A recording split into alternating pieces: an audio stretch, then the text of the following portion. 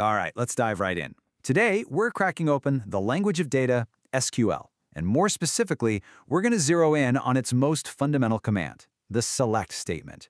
This is basically how you ask questions of your data. So let's get to it. Seriously, have you ever stopped to think about it? How does your phone just know what you recently bought or what your high score is in that game you play? It feels like some kind of wizardry, right? But it's not magic. It's actually a conversation happening with data. Think about it. Every single time you pull up your banking app, scroll through your Amazon orders, or check your grades online, behind the scenes, that app is talking to a database. It's asking for that specific information. And the language it's using? You guessed it. It's almost always a SQL SELECT statement. And this is it, the SELECT statement. It's really the heart and soul of getting data out of a database. It's basically you saying, hey database, I need some info and here's exactly what I'm looking for.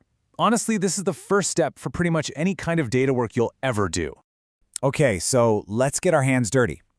When you're working with data, you don't always need the entire file dumped on your desk at once, right? No, you just need a few specific clues. That's exactly what selecting columns is all about, picking out just the pieces of information you need.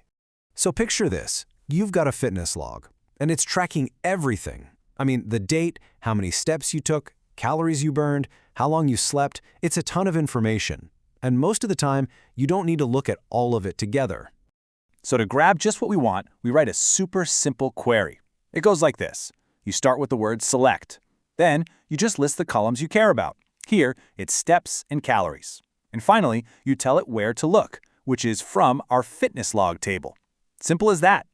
And boom, just like that, the database gives you exactly what you ask for. No dates, no sleep hours, just a nice clean table with your steps and calories. It really shows you how you can be super precise with your questions. But what if being precise about columns isn't enough? What if you need to be even more specific? You don't just want any data, you want data that meets a certain condition. Well, that's where filtering for specific rows comes into play. Let's switch gears for this one. Imagine you're keeping a study log. You track what subject you studied and for how long. And let's be real, some days you were super productive, and other days, well, not so much. Okay, check this out. See that new part? The where clause. This is our magic filter. We're still asking for the subject and study hours, but now we're adding a rule. We're telling the database, hey, only show me the rows where the study hours are more than 3. And look at that. The database did all the heavy lifting. It sifted through everything and gave us back only the 2 sessions that fit our rule, the ones that were longer than 3 hours. This is an insanely powerful way to zero in on exactly what you're looking for. But what if you don't know what you're looking for yet? You're just exploring a new set of data. Sometimes you just need to see everything, the whole picture. For that, SQL has a really handy shortcut. See that little star? The asterisk? That's a wildcard, and it basically just means everything, or all columns. So when you say select asterisk from travel journal, you're telling the database, just show me everything you've got in the travel journal table. It's perfect for getting a quick look. Now, a little pro tip here, select asterisk is awesome for exploring, but in real-world applications, you usually want to be more specific, because grabbing more data than you need can really slow things down.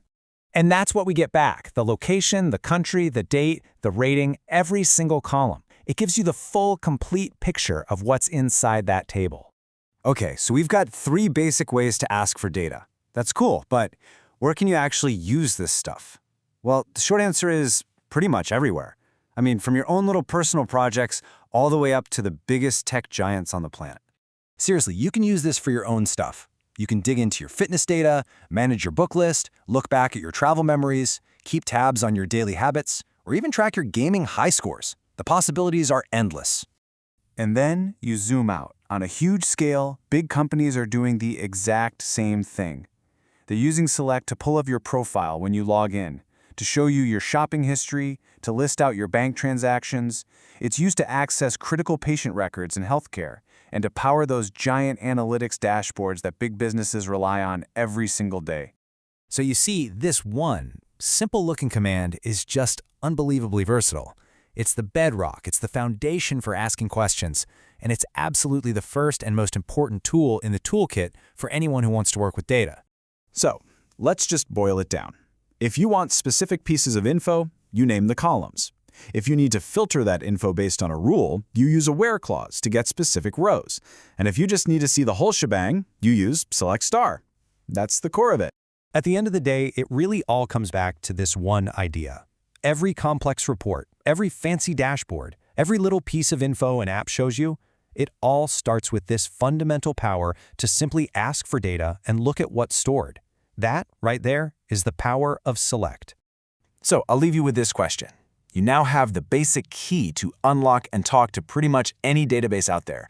Now that you have the tool, what questions are you going to ask?